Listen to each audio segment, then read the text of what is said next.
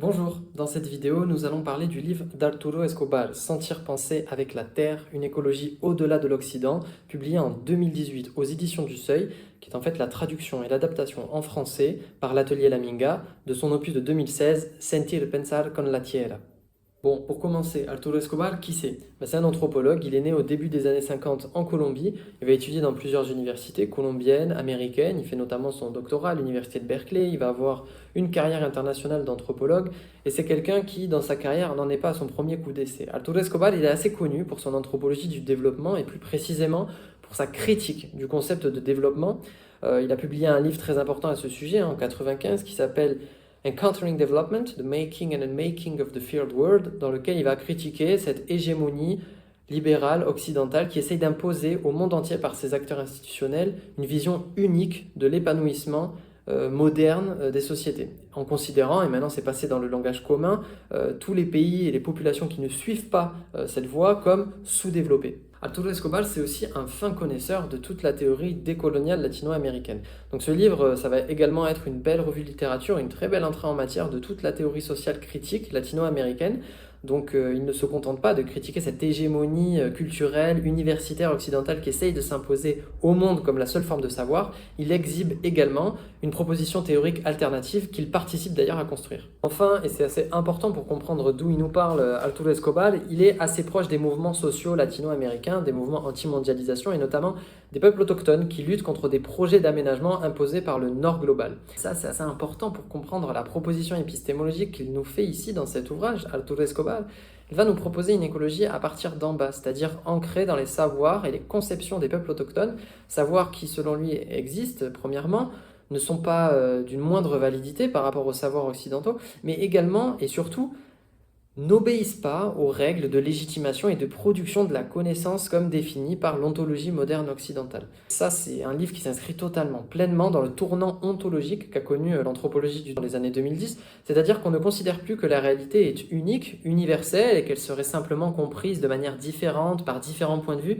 Au contraire, la réalité, c'est un constructivisme radical, elle est co-construite par ses observateurs. Le corollaire assez important de ce positionnement radical, c'est qu'il peut y avoir plusieurs réalités qui coexistent et qui sont d'égale validité. D'ailleurs, il va nous le dire dès l'introduction, Arturo Escobar, au sud comme au nord, tout conflit politique autour des questions écologiques renvoie à un écart entre des visions différentes de la manière dont est composé le monde, autrement dit, à un enjeu ontologique. Ça, c'est le cadre théorique que l'auteur va appliquer tout au long de l'ouvrage aux conflits socio-environnementaux qui ont lieu en Amérique latine et plus généralement dans le sud global.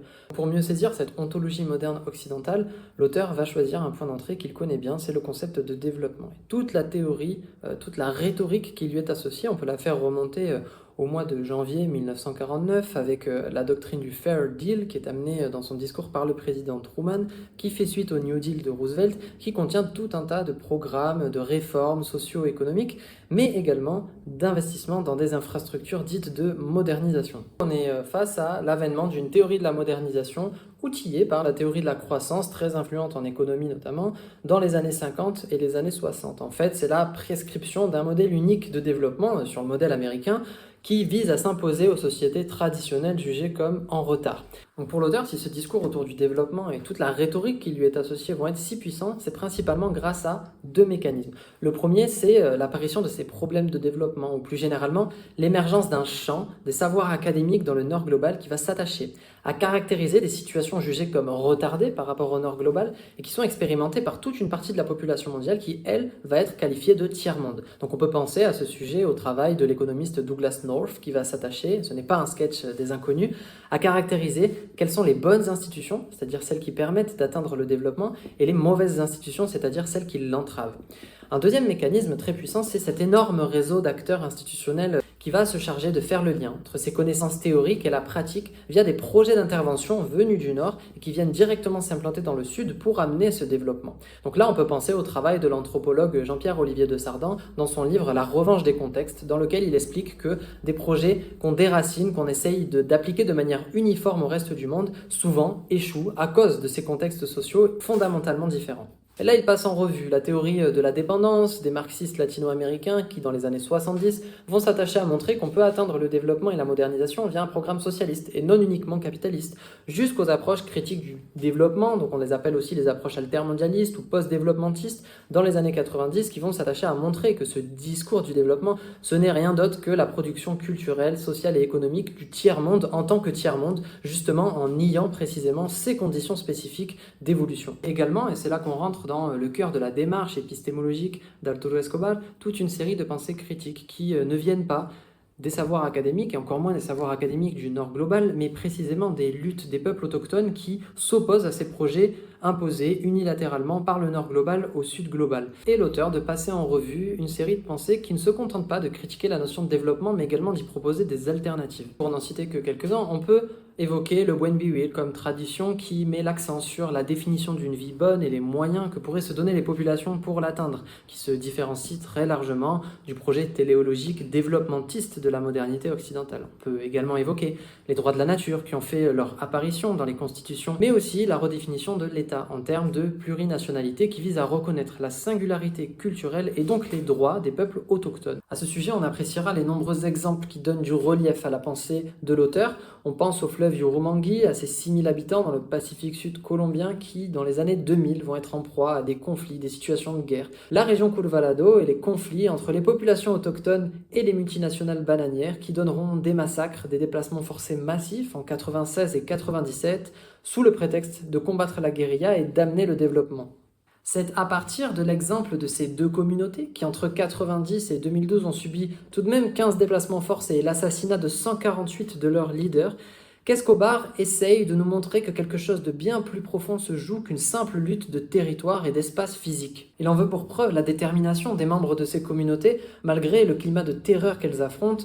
Il nous rapporte les propos de certains de ses membres. « Qu'on me tue ici, mais moi je ne partirai pas » ou encore « Nous ne redeviendrons des esclaves que lorsque le dernier de nos fils aura vendu le dernier mètre carré de terre. » Un dernier exemple va finir de nous convaincre, c'est le village de La Toma, 6000 habitants qui vivent sur 7000 hectares au nord du Cauca, une lutte contre l'extractivisme de l'or. Il est un des villages qui a réussi à prouver sa présence ininterrompue depuis le XVIIe siècle. Et un de ses membres déclare « Ces problèmes attendent une solution depuis l'abolition de l'esclavage. Pour qu'il y ait réparation, il faut en finir avec les inégalités qui sont apparues à ce moment-là. » Bref, à travers ces conceptions radicalement opposées à celles de l'ontologie de la modernité occidentale, les conceptions de communalité, de territorialité ou encore d'ancestralité, on en vient à comprendre un peu mieux la thèse de l'auteur. Et si on en doutait encore, il nous la résume en une phrase: la dimension la plus importante du conflit est ontologique. L'ontologie de la modernité occidentale, d'abord. Alors pour Escobar, elle se caractérise par un dualisme hiérarchisant, c'est-à-dire une division à tous les étages des objets qu'elle considère. Par exemple, une division entre le corps et l'esprit, entre l'émotion et la raison, ou encore entre le sauvage et le civilisé. Ça, c'est ce qui va donner la notion de développement et ses dérives. On peut encore citer la division entre la nature et la culture. On pense au livre de Philippe Descola en 2005. La division encore entre le profane et le spécialiste, entre les différentes légitimations ou pas de la connaissance. Et l'ontologie de la modernité occidentale n'en reconnaît qu'une de connaissance légitime. Entre eux encore l'indigène et le savant, ou bien l'humain et le non-humain. Les ontologies relationnelles, comme les nomme Escobar, à contrario, supposent qu'il n'y a pas de division franche entre les entités, que les entités ne préexistent pas aux relations qu'elles entretiennent entre elles. Alors jusqu'ici, on ne voit pas très bien pourquoi il y aurait forcément un affrontement, pourquoi il y aurait un conflit, pourquoi il ne pourrait pas y avoir une coexistence entre l'ontologie de la modernité occidentale et les ontologies relationnelles. Là où le problème arrive, c'est que la modernité occidentale, elle va tracer une frontière par son dualisme entre ce qui est de la connaissance et ce qui relève plutôt de la croyance, entre ce qui relève du développement ou du sous-développement. Et donc elle va ériger une espèce de réalité unique, universelle, qu'il s'agirait d'atteindre grâce aux outils de la science occidentale qui se prétendent être les plus objectifs. Alors l'auteur parle d'une domestication de l'altérité ou de la différence comme culture au sein d'un cadrage ontologique englobant et dominateur. Il parle encore d'une forme de colonialité épistémique. Escobar nous rappelle également que par ce processus, en fait, l'ontologie moderne occidentale renonce à investiguer ses propres croyances, croyances de l'individu et de son libre arbitre, de la science et de sa prétendue objectivité, de la réalité et de sa prétendue unicité, ou encore de l'économie et de sa supposée autonomie vis-à-vis du reste des dynamiques sociales et naturelles. Il écrit enfin: Si toute culture doit, pour se renouveler, formuler sa propre critique, l'Occident a, semble-t-il, renoncé à ce travail, et ce, en raison de sa dépendance envers une science qui prétend embrasser dans son entièreté tout ce qui touche à l'humain. Aucun dialogue effectif n'est possible avec les cultures qui réclament un monopole dans la manière de définir la compassion, l'éthique, la démocratie ou la raison. Le dialogue devient ainsi d'emblée une manière de gagner la bataille. Les visions du monde des plus faibles ainsi déconsidérées, on désigne ces cultures comme étant incapables de tolérer ou d'exercer la pensée analytique de l'Occident. Pour illustrer sa pensée, Escobar nous donne à voir l'exemple de la navigation sur un potrillo, un petit bateau taillé dans un arbre de la forêt. Forêt où la connexion entre la mer et la lune ne fait aucun doute puisque le rythme des marées permet cette navigation dans la mangrove qui est elle-même un réseau d'interrelations entre la vie minérale et la vie biologique, entre la vie aérienne et la vie aquatique. Il y a encore une relation entre la fille et son père, c'est la relation de l'ancestralité du savoir. La fille apprend à tailler le potrillo, elle apprend également à naviguer, bref, l'existence n'est pas permise pour les entités en dehors des relations qu'elles entretiennent entre elles. L'ontologie relationnelle nous donne à voir un monde qui n'est qu'un monde d'interrelations entre les entités. Alors surtout, n'allez pas dire à Arturo Escobar que la solution aux problèmes écologiques pourrait venir d'un changement des modes de vie occidentaux, d'une transition énergétique ou d'une prise de conscience écologique. Non, non, pour lui, la solution et le problème ne peuvent pas venir du même endroit, c'est-à-dire de l'ontologie de la modernité occidentale. Il nous enjoint plutôt à tourner notre regard vers les ontologies relationnelles, qui ont fait leur preuve en termes de soutenabilité écologique et au sein desquelles, d'ailleurs, la soutenabilité écologique n'est même pas qualifiée ou définie comme telle, puisqu'elle relève plutôt d'une forme de prérequis existentiel en vertu de l'absence de dualisme entre humain et non-humain, entre nature et culture, entre individu et collectivité. Donc Escobar termine son ouvrage par rien de moins qu'un programme de recherche. Il nous propose de créer un nouveau domaine de recherche sur les études qu'il nomme pluriverselles, en opposition à cette réalité objective, unique, imposée verticalement et unilatéralement par l'Occident et qui se prétend être universelle.